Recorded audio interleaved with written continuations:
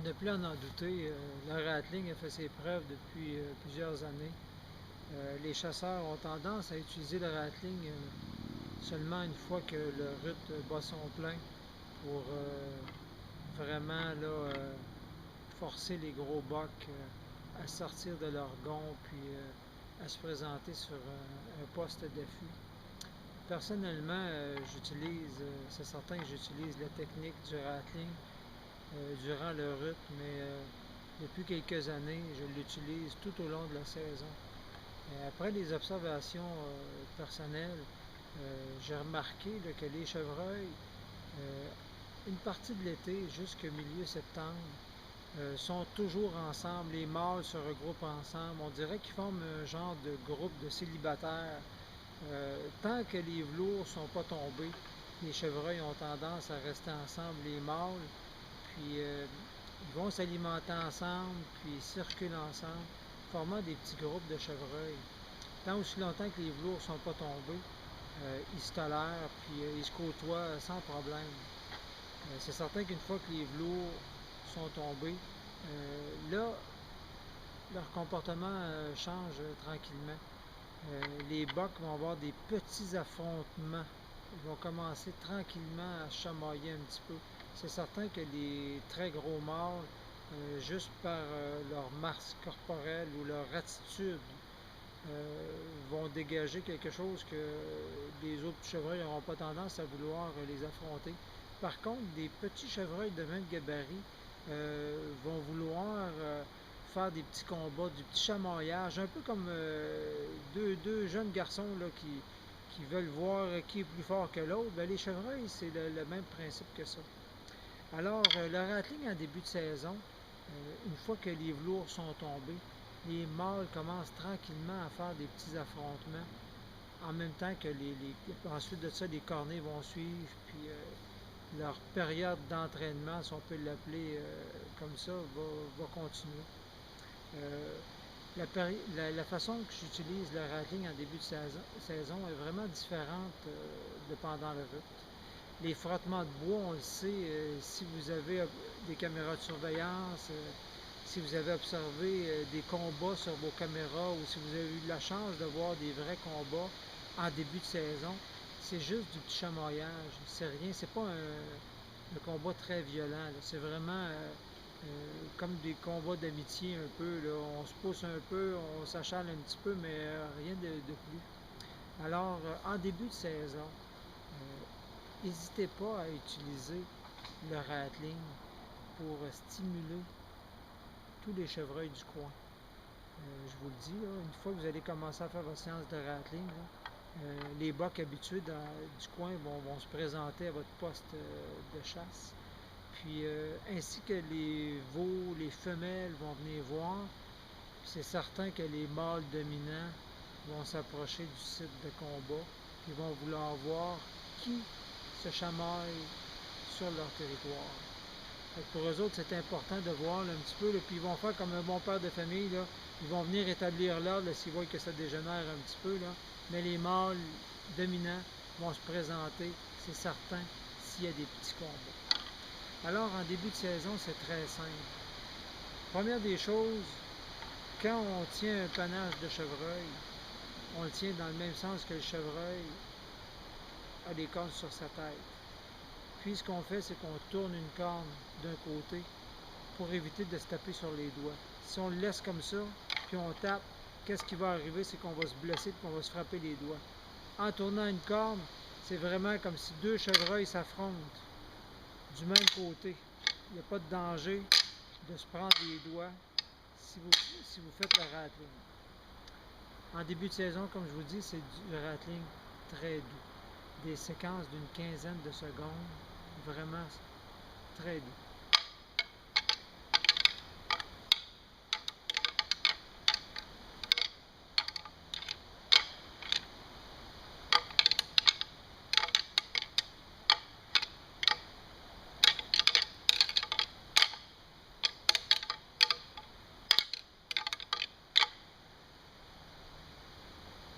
On attend environ une quinzaine de secondes, 30 secondes, puis on recommence doucement.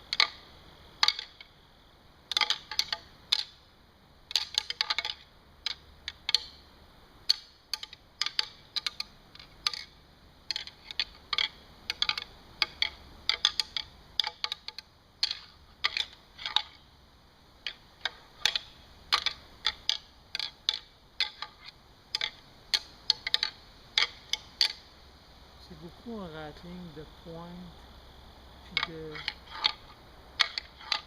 léger frottement. Ce qui diffère du rattling traditionnel en période de rut, où ce qu'on se permet vraiment de frapper avec ses bois, un contre l'autre, beaucoup plus fort. Le conseil que je peux vous donner en début de saison pour éviter de frapper trop fort, collez vos bras sur votre corps, tenez vos coudes sur votre corps, ça va vous éviter de frapper trop fort les deux panaches ensemble. Une fois que la saison avance, rendu au mois de novembre, on peut décoller ses bras, les contacts vont être beaucoup plus forts de cette façon-là. Ce qui est important quand on fait le rattling, que ce soit en début de saison ou pendant le rut, il faut vraiment dissimuler sa forme humaine parce que le chevreuil peut arriver à tout moment, il peut arriver de n'importe où. Ce qui est intéressant d'avoir à portée de main quand on commence à faire le rattling, je pars jamais sans ça moi quand je vais à la chasse, cette petite bouteille-là. C'est une bouteille vraiment pour indiquer la direction du vent. Toutes les fois que je me positionne, je vérifie mon vent en marchant. Quand c'est le temps de m'installer pour un poste d'affût, c'est le même principe. Alors, on a remarqué que le vent circule comme ça.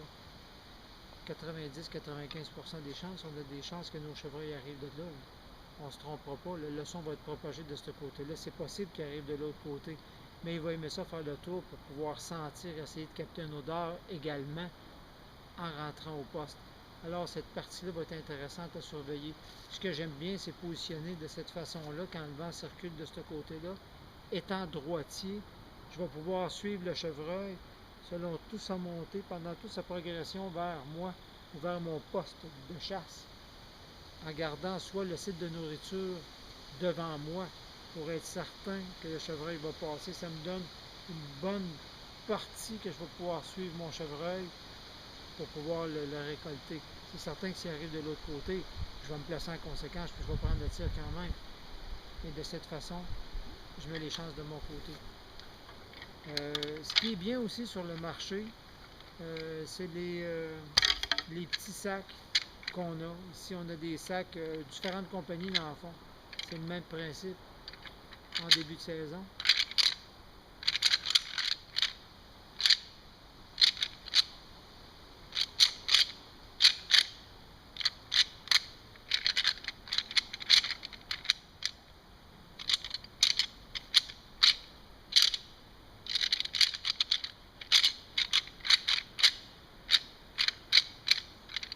Le son est un peu différent, mais quand même très réaliste. C'est le même principe qu'on arrive en période de rut.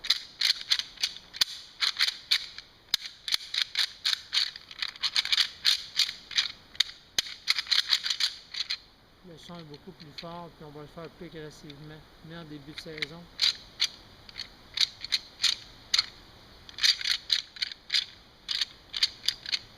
Soyez pas inquiets, les chevreuils vont capter ce son-là sur une très grande distance.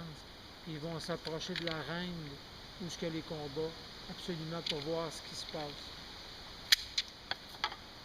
N'oubliez pas, quand vous allez faire votre séance de rattling, que ce soit en début de saison ou après de saison, accompagnez-les d'un grunt.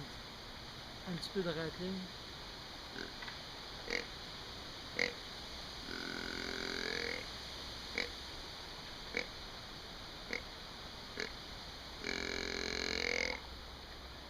Quand vous prenez votre pause entre les deux frottements,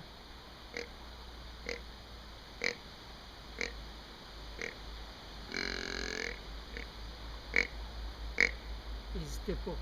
Communiquez avec le chevreuil. Faites des vocalises. Ça va vous aider grandement pour le convaincre de venir et de s'approcher encore plus près. Je vais vous montrer vraiment une séquence réelle de rattling, comment je procéderais. Comme je vous dis, ce qui est vraiment important, c'est le côté Il faut vraiment passer inaperçu. Cacher le plus possible sa silhouette.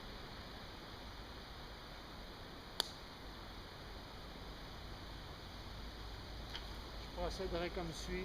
Je sais que les chevreuils vont arriver de ce côté-là. Je vais utiliser ce table-là ici.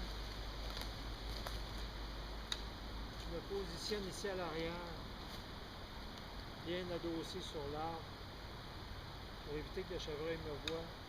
Je fais attention.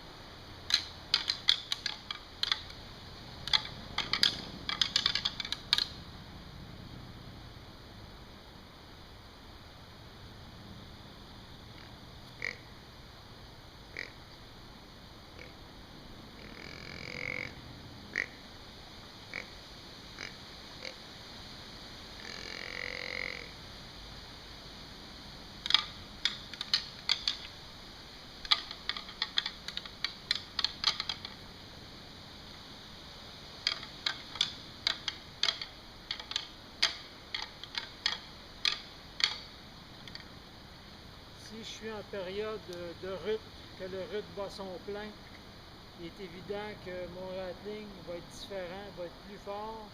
Je vais en profiter pour taper le sol. Ça va être un rattling qui va être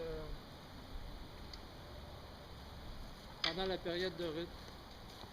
Il faut vraiment stimuler, vraiment montrer que le combat est intense, puis que le chevreuil a besoin de taper, de s'agripper, puis de prendre position dans le sol pour pouvoir pousser le plus fort possible. Puis on n'hésite pas, là, on brasse les feuilles, puis à ce moment-là, c'est un rattling pendant le rut. Mais comme je vous le dis, en début de saison, allez-y doucement. Suivi de courts appels. Vous allez voir, les résultats ne tarderont pas. Puis vous allez être surpris de cette technique-là en début de saison. Comment les chevreuils vont s'approcher de votre site pour venir voir ce qui se passe sur votre territoire. Alors, sur ce, bonne chasse. Puis n'hésitez pas à utiliser des techniques qui ont une influence directe sur votre chasse. C'est sûr que vous allez vous rendre compte que quand on provoque les chevreuils puis qu'on récolte un chevreuil, la satisfaction est beaucoup plus grande qu'un seul coup de chance de voir passer un chevreuil dans un champ ou peu importe de cette façon-là. Alors, bonne technique de chasse. Mon nom est Paul-André Wood, chroniqueur, formateur et guide de chasse en ce qui a trait au gros gibier. Il me fait plaisir de vous présenter le complément vidéo sur le rattling doux en début de saison. Merci.